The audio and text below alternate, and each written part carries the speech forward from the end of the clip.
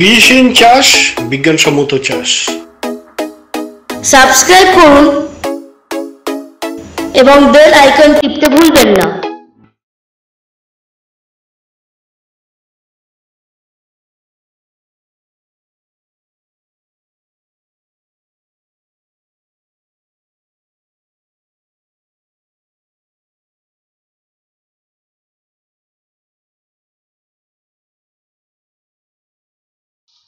নমস্কার দাদা। নমস্কার। আচ্ছা, আপনার নাম? আমার নাম সুখদেব পাত্র। পিছনে কি আপনার ভাই? হ্যাঁ, ওটা আমার ভাই। কি নাম? ওঙ্কার পাত্র। ওঙ্কার পাত্র। এই যে কলা গাছের সামনে দাঁড়িয়ে আছি, হ্যাঁ আগে বলুন এই জায়গাটা ঠিকানাটা বলুন। এটা হচ্ছে বজবজ। বজবজ, দক্ষিণ চব্বিশ পরগনা। মানে গ্রামের নাম? গ্রামের নাম পার্বতী। পার্বতী। আপনি এই যে পুকুরের পাড়ে যে কলার যে বিশাল বাগানটা দেখতে পাচ্ছি, এই বাগানেই তো আপনি কলা চাষ করছেন? হ্যাঁ, এটা আমাদের।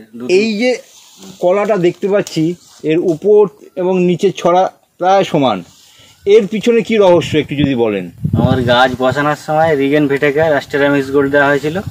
তারপরে যখন গাছ তোলা হয়, আর একটা যখন কাঁদি পড়ে যায় তখন তো এঁটে তোলা হয়, সেই তোলবার সময়ও রিগেন ভিটেকার অ্যাস্টেরামিক্স গোল্ড আর খোল, আচ্ছা, এই গোটা ব্যবহার করা হয় আমাদের। দিয়ে মাটি দেওয়া হয়। আচ্ছা, এগুলো উপর থেকে নিচের কাঁদের ছড়া পুরো এক। আর 2.5 থেকে 3 ফুট আপনার কলা পাবেন, আর সাইজেরই কলা সব। আচ্ছা আচ্ছা, মানে কোনো মিস হওয়ার ব্যাপার নেই।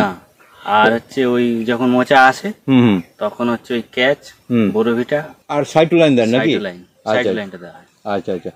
এমনি আগে কি রিগেন ভিটাকে জেনোভিট বা স্টারমিক্স গোল্ড দিয়ে চাষ করতেন? না, আগে করা হয়নি। তখন গাছ প্রচুর পড়েও যেত। এই বৈশাখী, কাল বৈশাখী অল্প একটুখানি ঝড় হলেই গাছ প্রচুর নষ্টও হতো। এখন আপনি দেখতে পাবেন আমাদের পাশের বাগানও আছে, ওখানে গেলে প্রায় অনেক গাছই নষ্ট হয়েছে, কিন্তু এখানে খুব কম। এত ঝড় বৃষ্টি বা এত কিছু হয়েছে, গাছ দেখুন একবার যেভাবে দাঁড়িয়ে রয়েছে সেইভাবেই রয়েছে, বা গাছের যে নিচের পাতাগুলো পুড়ে যায় সেই ভাবটাও কিন্তু নেই ঝড়ের পরে। হ্যাঁ, সেটা আমি দেখতে পাচ্ছি যে গাছের কলা গাছের পাতা সাধারণত পুড়ে যায়, পাতাটা কেমন একটা দাগ হয়ে যায়, কিন্তু এখানে তো কোনো গাছের পাতাতেই তো দেখতে পাচ্ছি না ওই পোড়া ব্যাপারটা।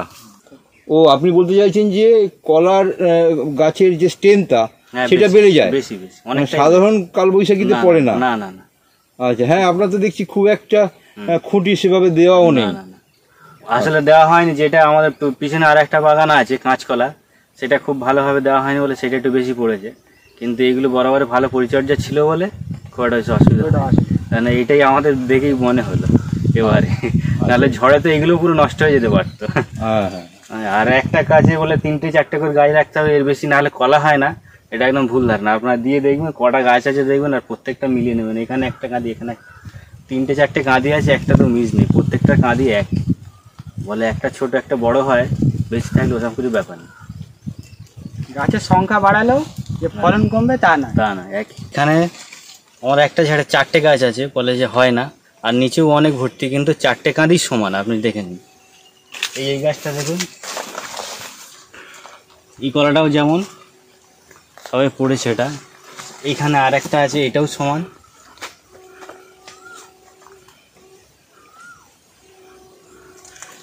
এরপরে আর একটা আছে, সেটাও সমান।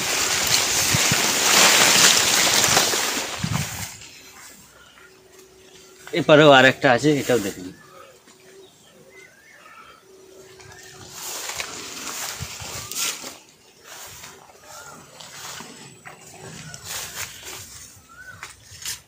মানে এই একটাতে 4টে গাছ, 4টেই সমান। আবার নিচের গাছ মনে হয় যে রোগা, তাও নয়। আপনার নিচের গাছটাও দেখুন, এই পরের গাছ যেটা তৈরি হচ্ছে, এই গাছটা কি কোথায় কোনো দিক থেকে দুর্বল আছে দেখে নিন।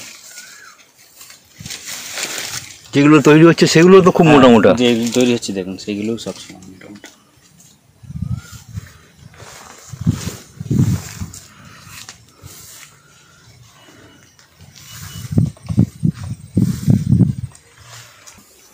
আর একটা জিনিস, কলা খুব অল্প দিনের মধ্যে হয়ে যায়। কাঁঠালি কলা বলে অনেক দেরি হয়, কিন্তু খুবই ভুল ধারণা। এটা আপনারা ব্যবহার করে দিন, খুব অল্প দিনের মধ্যেই কাঁদি পড়বে, খুব অল্প দিনের মধ্যেই পেয়ে যাবেন।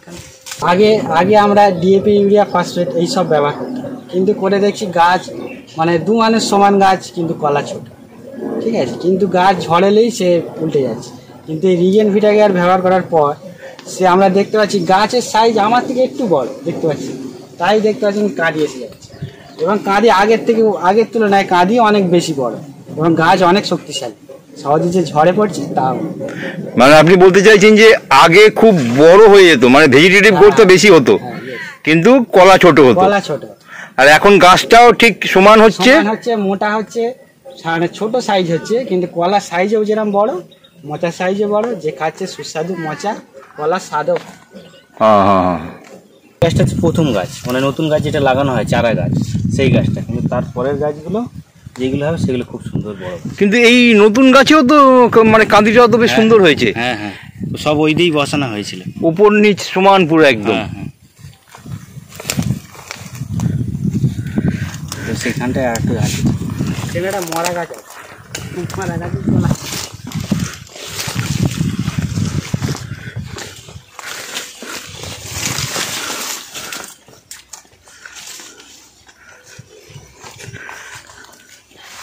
এইগুলো, এটা কি প্রথম গাছ? হ্যাঁ এটা প্রথম গাছ। এই প্রথম গাছ মরতে মরতে দেখছেন কটাগুলো গাছ রেডি হয়ে গেছে এখানে, এর মধ্যেই দেখুন, না দেখলে বুঝতে পারবেন এটা একদম প্রথম গাছ, আনা হয়েছিল অন্য বাগান থেকে।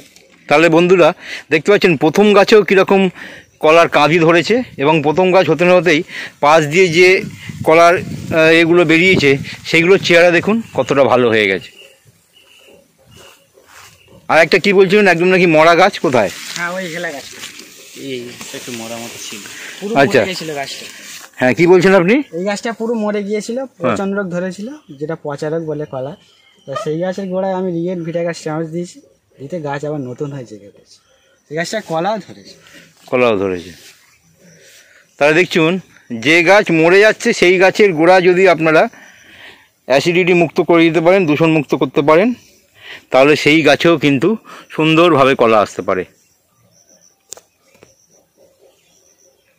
পরের গাছগুলো ফাটাফাটি হয়ে বাড়ছে। আচ্ছা আচ্ছা, মানে এটা আপনাকে ব্যবহার করে দিতে হয়, খাবারটা দিয়ে যান, গেলেই দেখবেন। আর এই ওষুধ রিগেন ভিটা কেয়ার আর সিরামিক্স গোল্ড। আর এমনি কি দাম কি একটু বেশি পাচ্ছেন? হ্যাঁ দাম একটু বেশি। আচ্ছা আচ্ছা, আর আপনার ওই পাইকের যে আজ সে ফিরবে না কোনোদিন, সে সবসময় চাইবে। আচ্ছা আচ্ছা, পাকাটা খুব ভালো হয়, পাকাটা খুব ভালো হয়, পাকাটা খুব ভালো হয়, খসে খসে পড়ে যাওয়া কালো হওয়ার ভাবটা একটু কম হয়। বেশ বেশ।